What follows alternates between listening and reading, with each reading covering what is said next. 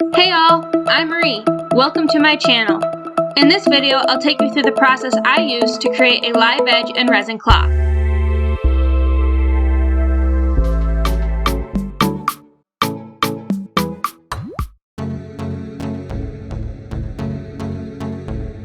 The first thing I'm going to do is debark and clean up the piece of wood I chose. The reason we have to debark the wood is there is only a thin bond holding the bark and the wood together.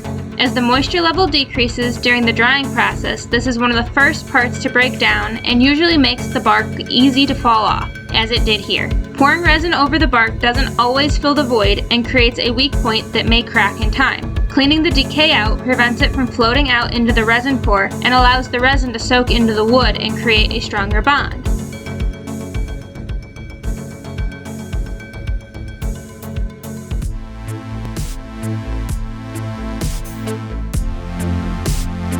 The next thing I did was to build a mold. This one is more of a containment box, and I'm not planning to fill the entire square, but it will keep any leaks from the piece from running off the pouring board and onto the work surface or the floor. I screwed the first 3 sides together and used packing tape to secure them to the bottom. The bottom is covered in packing tape as well, with a coat of mold release spray over top.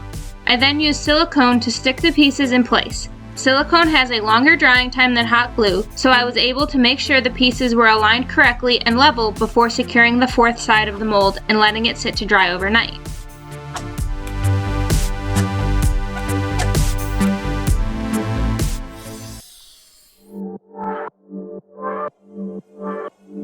The next day I mixed a small amount of resin to pour into the bottom and some of the small pockets to make sure there were no leaks, or to fill any leaks that might exist.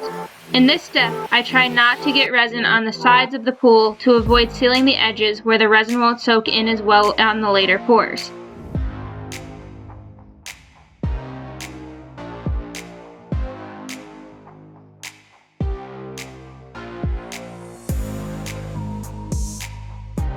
About 4 hours later, that layer had become tacky, so it was time to pour the second layer, and when that layer reached its gel state, I was able to pour the final layer. With the final layer, I made sure to flood the entire surface to fill any pockets I may have missed and harden the wood.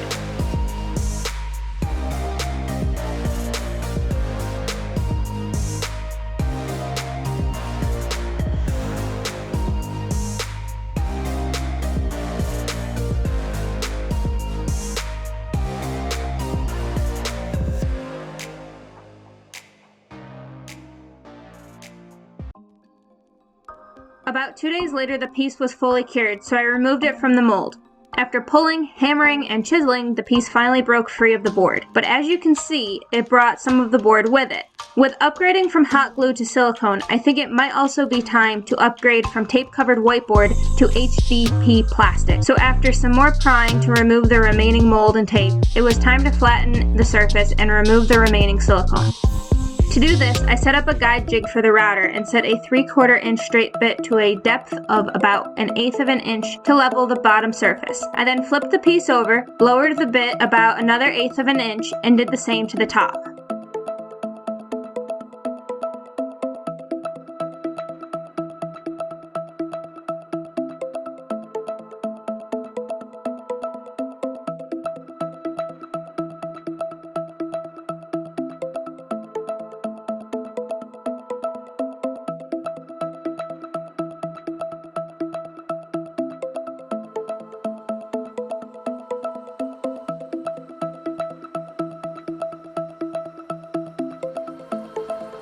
Up next was sanding. I started with the belt sander to remove the router lines, and then an orbital sander running through the grits from 80 to 320.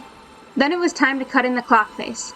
In Processor, I created a 6-inch clock face and printed it out as a pattern. The first thing I did was to drill a hole for the center post of the mechanism, then flip it over and sketch where the mechanism would fit.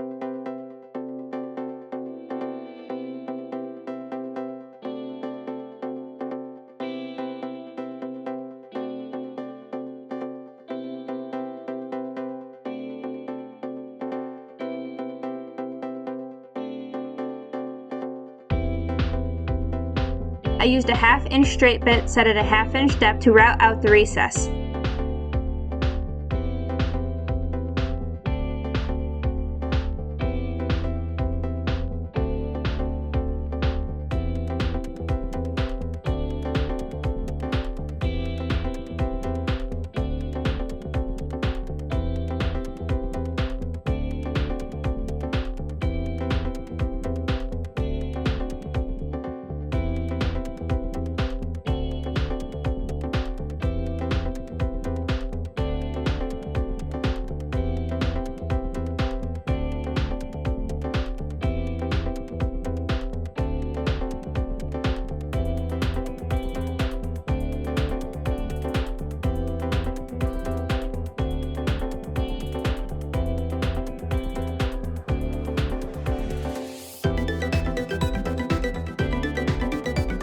On the front side, I used the pattern to mark the inside of the hour ticks and then small pieces of paper pre-cut to 1 inch for the 12 mark, 3/4 of an inch for the 3, 6, and 9 hour marks, and 1/2 inch in length for the rest of the numbers. These I carved out by hand using a variety of chisels.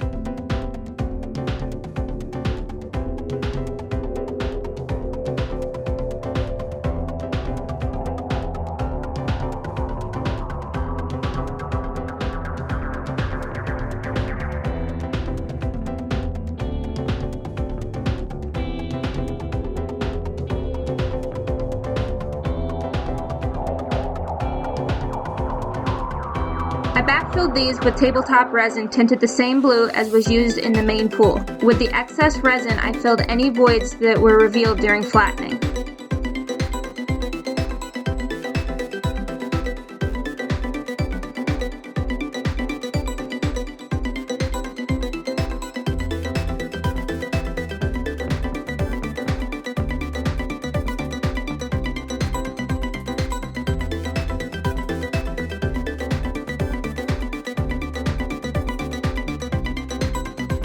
After sanding these smooth, it was time for finish. I used wax finish that will dry hard. I started on the backside, applying a thin coat, waiting 10 minutes before polishing, then flipped it over and did the same to the front.